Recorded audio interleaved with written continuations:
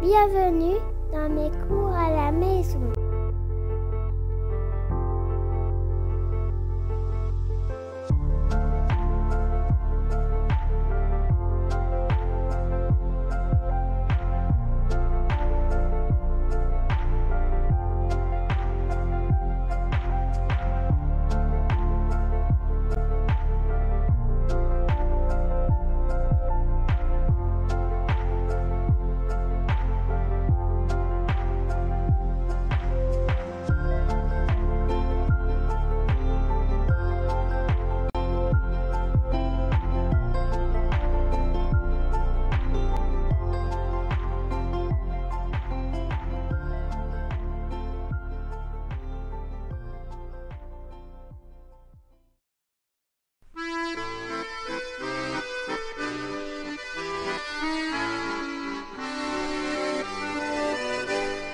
Quand au bout de 8 jours, leur peau terminée, on va reprendre les tranchées. Notre place est si utile que sans nous on prend la pile. Mais c'est bien fini, on en a assez, personne ne veut plus marcher. Et le cœur bien gros, comme dans un sanglot, on dit adieu au ciblot. Même sans tambour, même sans trompette, on s'en va là-haut en baissant la tête. Adieu la vie, adieu l'amour, adieu toutes les femmes. C'est bien fini, c'est pour toujours de cette guerre infâme. C'est à Craonne, sur le plateau, qu'on doit laisser sa peau. Car nous sommes tous condamnés, nous sommes les sacrifiés.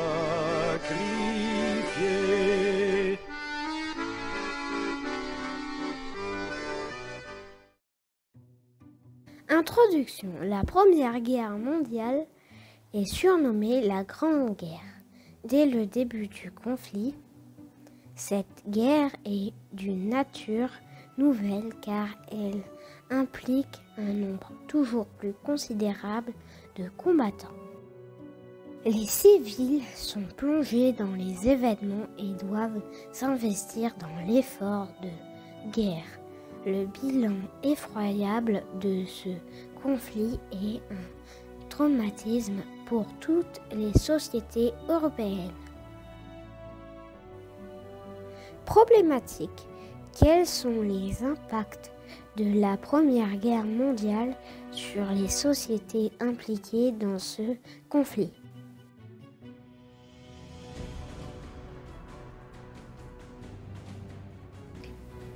Étudions ensemble la chronologie de la Grande Guerre entre 1914 et 1918. La période qui précède le début de la Première Guerre mondiale est appelée la marche à la guerre. C'est tout simplement la période de tension entre les puissances européennes qui crée les conditions pour le début de ce conflit. À la fin du mois de juin 1914, l'héritier du trône d'Autriche-Hongrie, François Ferdinand, est assassiné. Cet événement provoque une série de tensions politiques qui furent à l'origine du début de ce conflit. La guerre débute au mois d'août 1914 et elle est marquée dans un premier temps par une phase appelée guerre de mouvement. Les différentes armées européennes engagées s'affrontent dans des batailles rangées et cherchent à remporter une victoire rapide. À la fin de l'année 1914, ces mêmes armées prennent la décision de s'enterrer dans des tranchées. C'est le début de la guerre de position. En 1915, un événement dramatique intervient au cœur de l'Empire ottoman, c'est le génocide des Arméniens.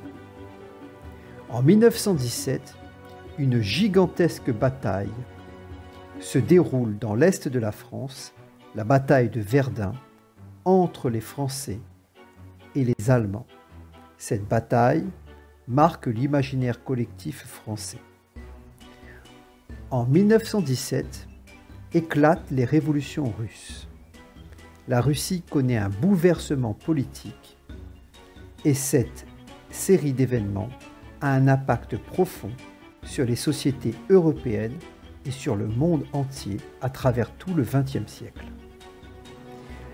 En avril 1917, les États-Unis entrent en guerre aux côtés de la France et ses alliés.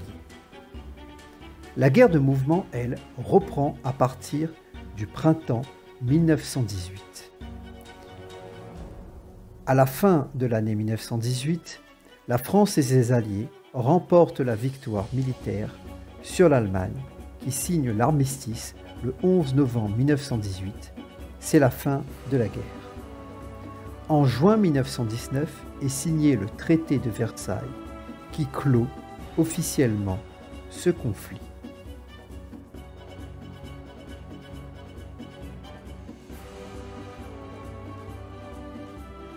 Alors nous allons étudier les étapes de la Grande Guerre. En 1914, deux blocs se font face en Europe. Un premier bloc est constitué par l'Allemagne et ses alliés, qu'on appelle les empires centraux, autour principalement de l'Empire d'Allemagne et de l'Empire d'Autriche-Hongrie. Un autre bloc est constitué par la France et ses alliés, avec aussi le Royaume-Uni et l'Empire de Russie, que l'on appelle l'Entente. Les événements se précipitent après l'assassinat de François Ferdinand, héritier du trône d'Autriche-Hongrie, par un étudiant serbe à la fin du mois de juin 1914. Cet événement provoque une montée des tensions entre l'Empire d'Autriche-Hongrie et son voisin, la Serbie. Et là est le cœur du problème, car la Serbie est une alliée de la Russie. Ainsi, les Allemands soutenant leurs alliés austro-hongrois, les Russes soutenant les Serbes, la situation devient explosive. Si bien que, à la fin du mois de juillet, quand l'Empire d'Autriche-Hongrie déclare la guerre et envahit la Serbie, une série d'événements en cascade se produit et le système d'alliance jette les puissances européennes les unes contre les autres. À noter le rôle prépondérant de l'Allemagne dans cette situation, car l'Allemagne apporte un soutien sans faille à l'Autriche-Hongrie et déclare ainsi la guerre à la Russie et à la France.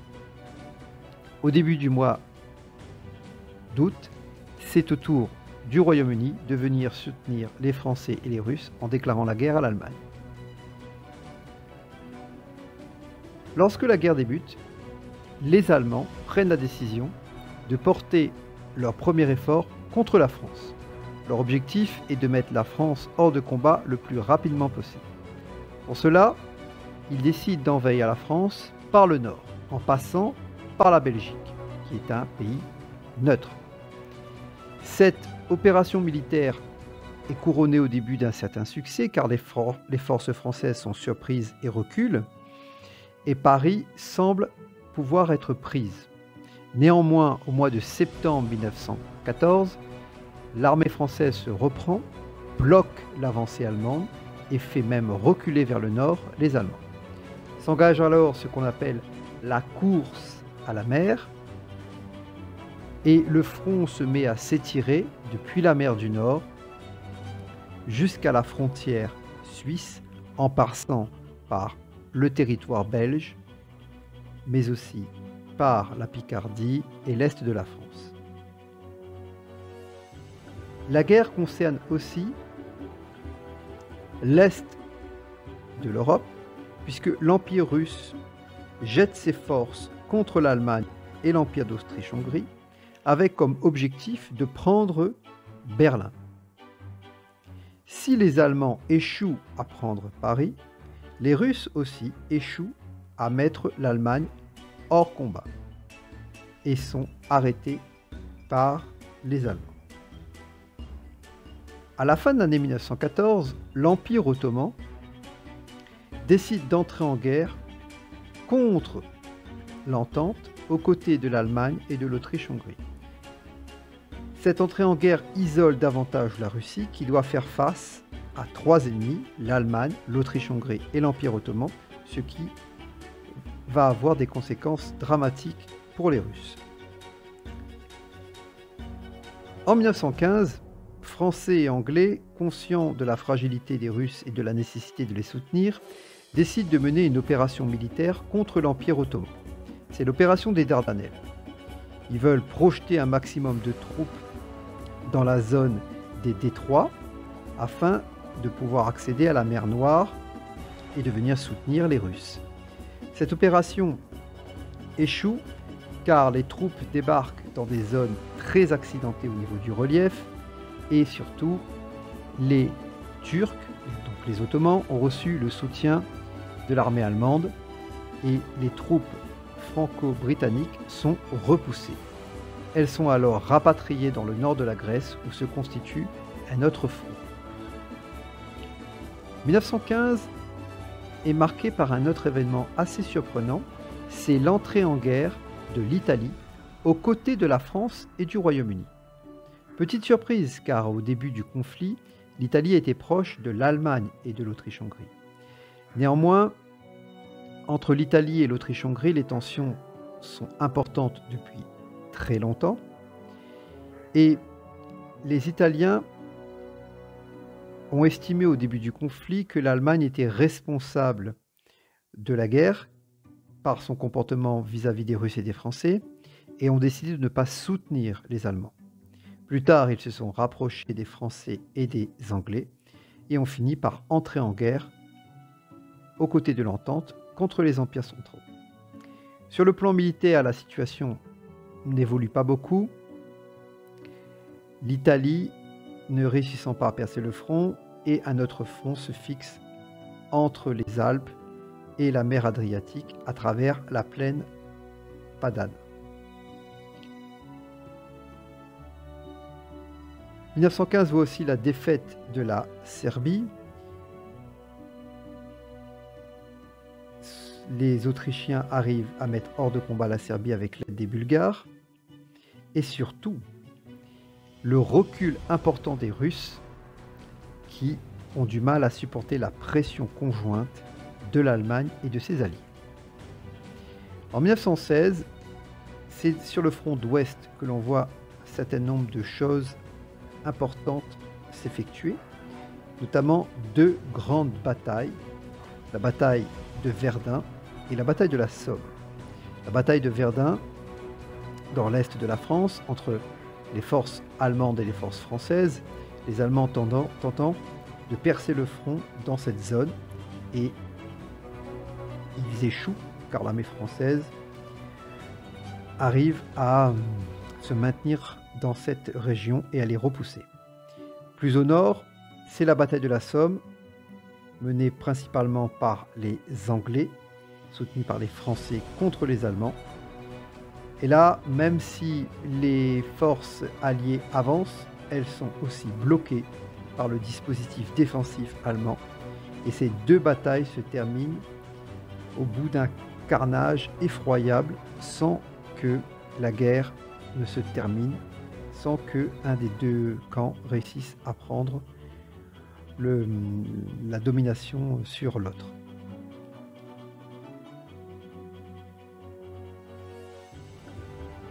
L'Empire russe tente lui aussi de repousser les empires centraux sans rencontrer un grand succès. 1917 est une année très importante, charnière dans cette guerre. Tout d'abord, en Russie, un événement majeur se produit, l'Empire russe s'effondre, il est remplacé par la Russie soviétique, nous aurons l'occasion de voir ce que cela signifie plus tard, et militairement, les Russes reculent car la pression des empires centraux devient de plus en plus importante. Si la situation semble être favorable aux empires centraux, elle est quand même à relativiser car l'Empire ottoman recule au Moyen-Orient et surtout les alliés de l'entente mettent en place de nouveaux matériels, une certaine domination matérielle apparaît, avec notamment l'utilisation des tanks. Et puis je pense surtout à l'entrée en guerre des États-Unis en avril 1917, aux côtés de la France, du Royaume-Uni et de l'Italie, qui apporte au début, certes, une aide militaire très limitée, mais surtout une aide matérielle et financière importante, permettant à la France et ses alliés de supporter le poids de la guerre. 1918 est marqué par l'effondrement total au début de l'année de la Russie soviétique et sa défaite face à l'Empire d'Allemagne. De vastes territoires sont occupés par l'armée allemande à l'Est et les Allemands ont conscience de la fragilité de leur situation. Ils sont certes plus forts sur le moment, mais savent que leurs forces sont limitées dans le temps. Ils décident donc de tenter le tout pour le tout et mènent une offensive généralisée contre la France avec l'objectif de prendre Paris le plus rapidement possible. C'est l'offensive du printemps 1918. Cette offensive échoue, les Alliés bloquent l'avancée allemande et à partir de l'été 1918, ce sont les Alliés qui se mettent à contre-attaquer et les empires centraux qui reculent d'une manière très importante, avec le soutien américain et l'arrivée massive des renforts venus d'outre-Atlantique. Sur tous les fronts, les empires centraux reculent, voire même s'effondrent, au niveau de l'Empire ottoman, au niveau du sud de l'Europe vers l'Europe centrale.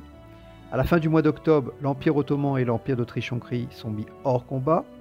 Il ne reste plus que l'Allemagne, qui fait face à une menace d'invasion de son territoire. Au début du mois de novembre, une révolution éclate en Allemagne. L'Empire s'effondre et la Nouvelle République décide de demander l'armistice, ce qui est fait le 11 novembre 1918. L'armistice est signé, reconnaissant la défaite de l'Allemagne et ainsi la fin de la Première Guerre mondiale. Nous allons maintenant étudier, à travers un ensemble de documents, les violences de masse dans les combats. Sur cette image, nous pouvons observer une énorme pièce d'artillerie allemande restée célèbre dans l'imaginaire collectif français sous le nom de Grosse Bertha. Ce gigantesque obusier pouvait tirer des projectiles à plus de 10 km et pesant jusqu'à 800 kg. Sa capacité destructrice fut telle qu'il marqua profondément les esprits. Ce type d'engin et d'artillerie utilisé par les Allemands, mais aussi leur équivalent par les Français, montre le niveau de technicité et de technologie avancée que l'on pouvait trouver lors de ce conflit. Ainsi, la guerre devient extrêmement meurtrière par les armes qui sont utilisées. Les soldats font face à un feu nouveau, très meurtrier. Ils n'ont d'autre choix pour se protéger que de se mettre dans des tranchées, de s'enterrer pour éviter la destruction par des armes extrêmement puissantes.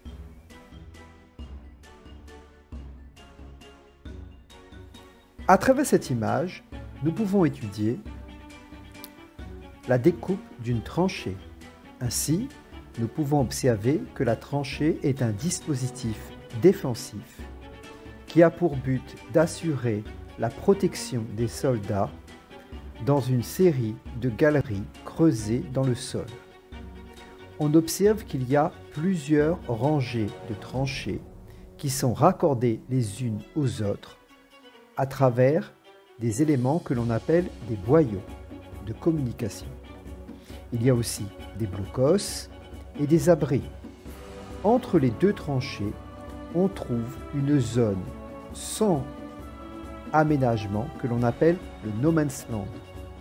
Il y a devant chaque tranchée une série de barbelés qui a pour but de freiner ou d'arrêter les assauts venus des tranchées en face. À l'arrière, on trouve l'artillerie qui tire sur les tranchées ennemies. Ainsi, le dispositif des tranchées est présent sur le front occidental depuis la mer du Nord jusqu'à la frontière suisse. Elle représente pour les hommes une barrière quasiment infranchissable.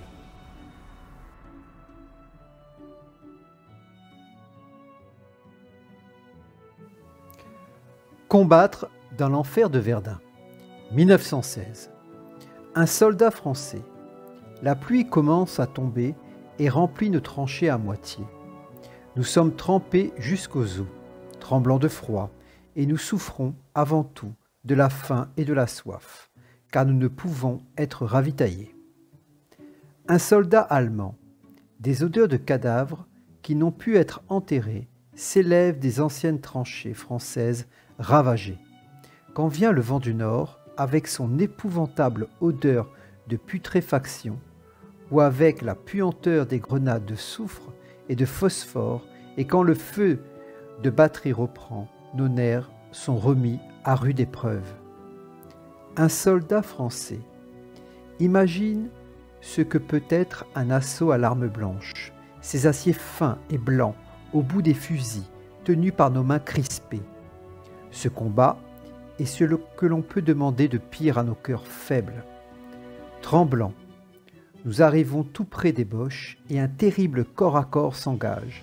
Les fusils ne peuvent plus nous servir et c'est à l'aide de nos pelles que nous frappons.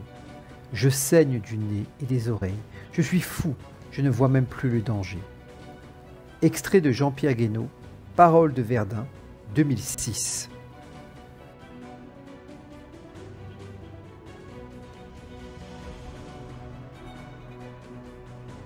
Dans cette partie, nous allons étudier les civils exposés aux violences, et tout particulièrement le cas du génocide des Arméniens. Télégramme du gouvernement. Il a été précédemment communiqué que le gouvernement a décidé d'exterminer tous les Arméniens habitant en Turquie.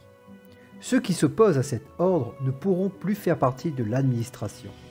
Sans égard pour les femmes, les enfants, les infirmes, quelque tragiques que puissent être les moyens de l'extermination, sans écouter les sentiments de la conscience, il faut mettre fin à leur existence. Télégramme de Talat Pacha, ministre de l'Intérieur, envoyé au gouverneur de la province d'Alep le 15 septembre 1915.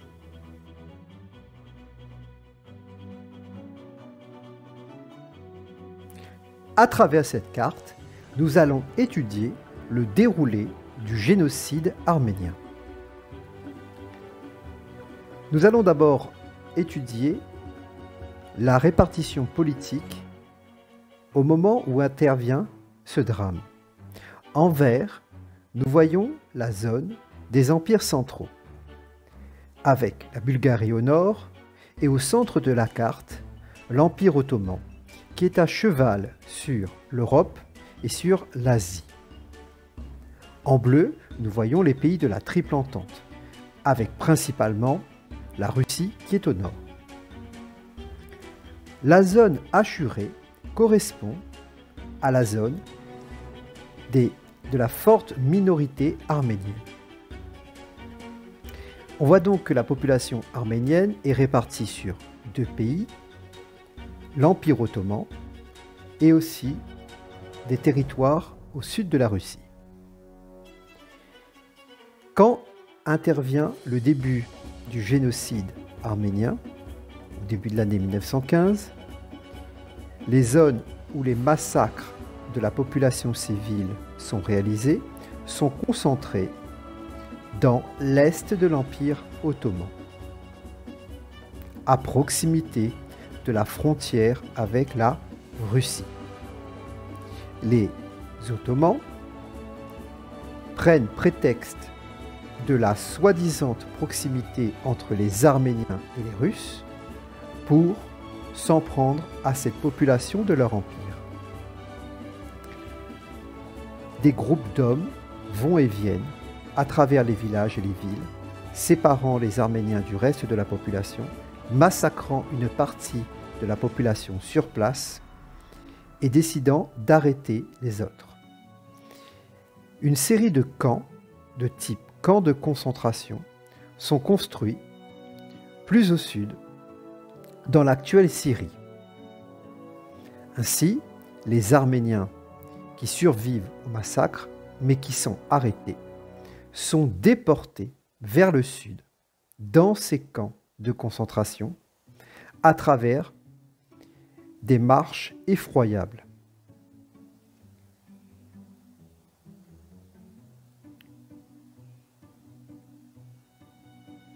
Au total, entre 1 million et 1,5 million d'Arméniens sont victimes de ce génocide qui est le premier du XXe siècle.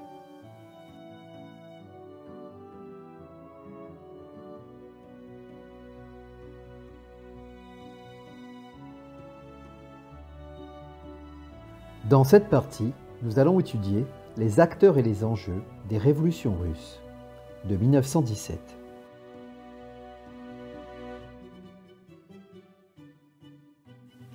Cette photographie a été prise en 1917 lors des révolutions russes.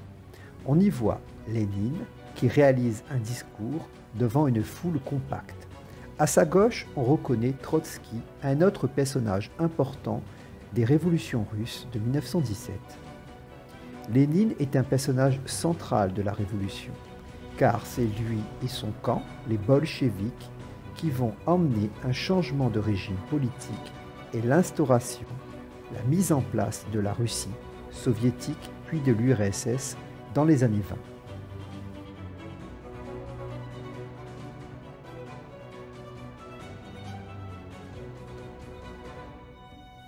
Discours aux soldats.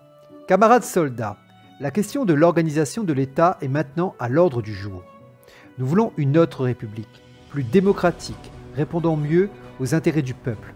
Les ouvriers et les soldats révolutionnaires de Pétrograd ont renversé le tsarisme et complètement nettoyé la capitale de toute police. Les ouvriers du monde entier considèrent avec admiration et espoir les ouvriers et les soldats révolutionnaires de Russie comme l'avant-garde de l'armée libératrice mondiale de la classe ouvrière.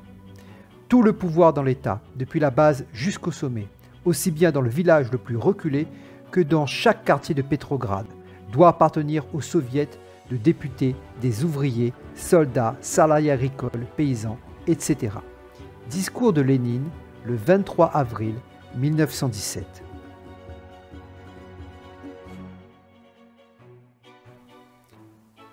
La défaite de la Russie lors de la Première Guerre mondiale entraîne de nombreuses conséquences. Tout d'abord, une perte territoriale. Mais surtout, la Russie plonge dans une guerre civile entre différents acteurs. Ce que l'on peut observer, c'est que le pouvoir central est dominé par les bolcheviks, qui contrôlent les deux plus grandes villes, Moscou et Pétrograd. Il y a de multiples intervenants dans cette guerre civile. Des territoires qui veulent faire sécession, comme l'Ukraine. Des interventions militaires étrangères, français, américains, anglais. Mais aussi des armées pro-tsar qui interviennent un peu partout sur le territoire russe. Ce qu'il faut retenir de ce conflit, c'est que les bolcheviks s'imposent au terme de cette guerre civile et enracinent le projet communiste dans le territoire russe pour l'ensemble du XXe siècle.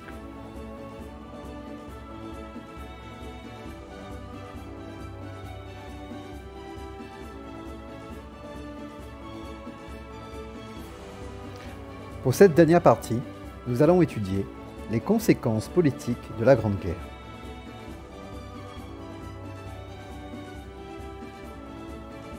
Ce document est une caricature parue dans la presse allemande en juin 1919.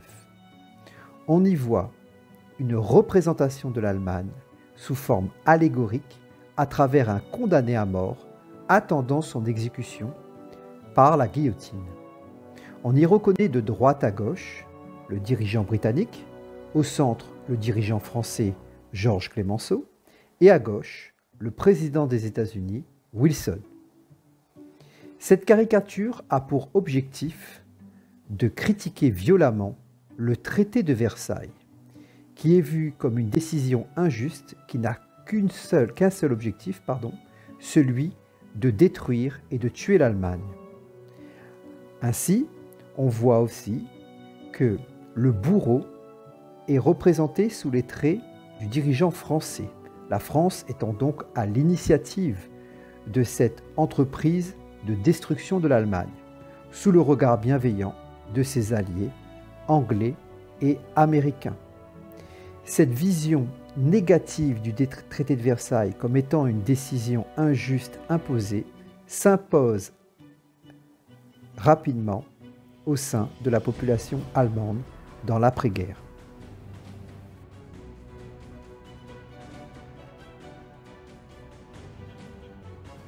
À travers cette carte, nous allons étudier la situation de l'Europe en 1924, c'est-à-dire après que l'ensemble des traités ait réglé les problèmes territoriaux liés à la fin de la Première Guerre mondiale.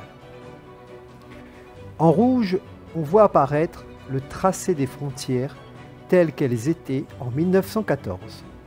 En blanc, les frontières qui sont apparues entre la fin de la Première Guerre mondiale et l'année 1924. Ce que l'on peut déjà voir, c'est l'apparition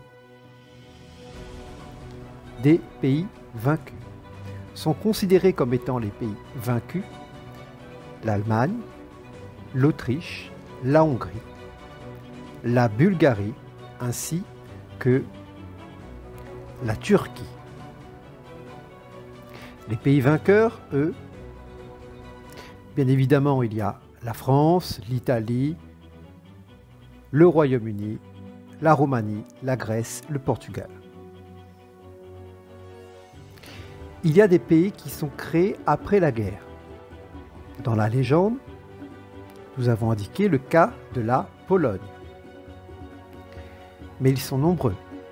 Depuis le nord jusqu'au sud, nous avons la Finlande, l'Estonie, la Lettonie, la Lituanie, la Pologne, la Tchécoslovaquie et la Yougoslavie. Ces pays sont nés de l'éclatement des empires, aussi bien de l'Empire d'Allemagne, celui d'Autriche-Hongrie, que de la dislocation de l'Empire de Russie, et enfin, même quelque part, de la dislocation de l'Empire ottoman.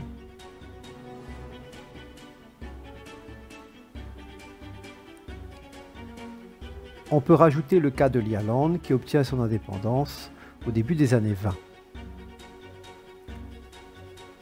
Il y a des territoires qui posent problème. En effet, les différents traités après la Première Guerre mondiale créent des zones de tension. Il y a en particulier le cas des Sudètes dans la Tchécoslovaquie, qui sont peuplés par des Allemands et qui sont une zone qui sont considérées par de nombreuses personnes en Allemagne comme étant des zones qui devraient être rattachées à l'Allemagne. Il y a aussi le cas de la Dalmatie en Yougoslavie qui est réclamée par l'Italie, les Italiens s'estimant floués par les traités et estimant qu'ils ont obtenu, d'après l'expression à la mode à ce moment, une victoire mutilée. L'Europe en 1924, un nouveau visage.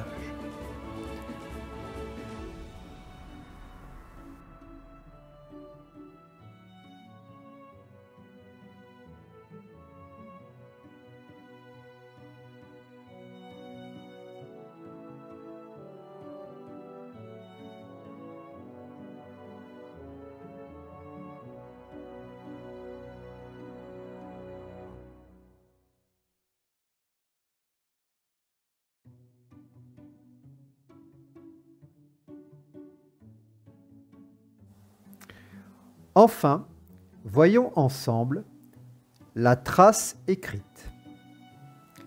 Une guerre avec un nouveau visage. Les soldats subissent des violences de masse avec l'usage d'armes nouvelles comme l'artillerie, obus, les gaz, l'aviation. Les combattants se protègent dans des tranchées où les soldats sont exposés à des conditions de vie très difficiles. Les civils subissent aussi des bombardements d'artillerie et parfois des raids aériens. Le rationnement complique le quotidien. Dans les territoires occupés par les Allemands, certains civils sont victimes d'exactions, de travail forcé, de confiscation des biens, de représailles violentes. Dans l'Empire ottoman, en 1915, les Arméniens sont victimes d'un génocide. Une mobilisation totale. L'arrière est mobilisé. Les femmes remplacent les hommes dans les travaux de champs et dans les usines d'armement. Les travailleurs étrangers, venus des colonies, sont utilisés pour les mêmes besoins. Les industries se reconvertissent dans la production militaire, armes, munitions, avions, camions, etc. Les impôts sont fortement augmentés par des taxes. Les États font appel à des prêts et à l'épargne des citoyens.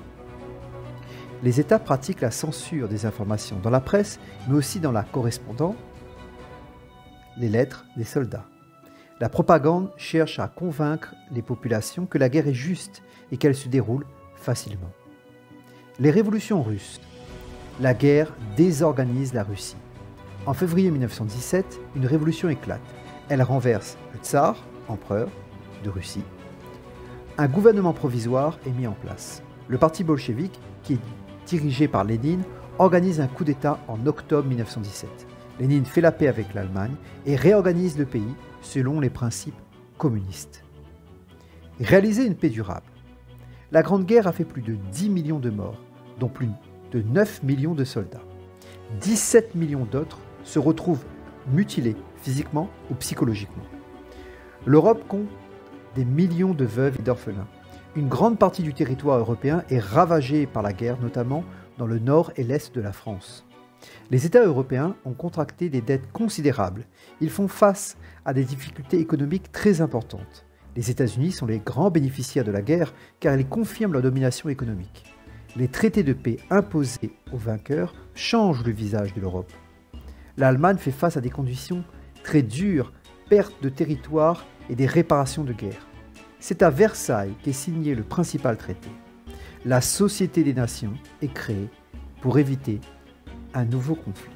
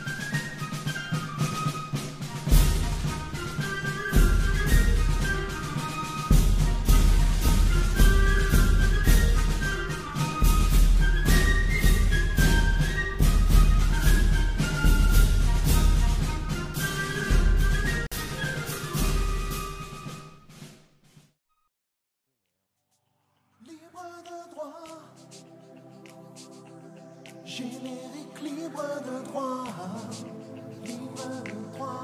Cette chanson est à moi, YouTube l'enlève pas, c'est libre de droit. Libre de droit, générique libre de droit, libre de droit.